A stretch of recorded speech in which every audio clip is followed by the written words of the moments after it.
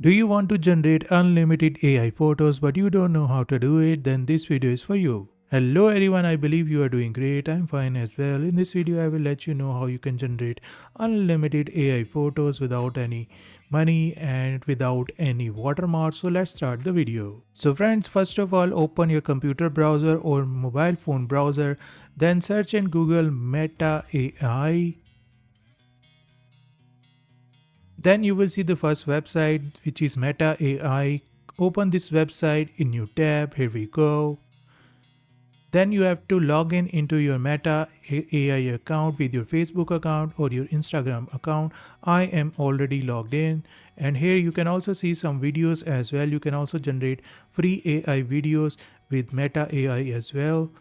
But currently I will generate the images, so you have to click on the plus option, then you will see the create option, click on create, then you have to select the image size. I am selecting 16 by 9 ratio. Here we go.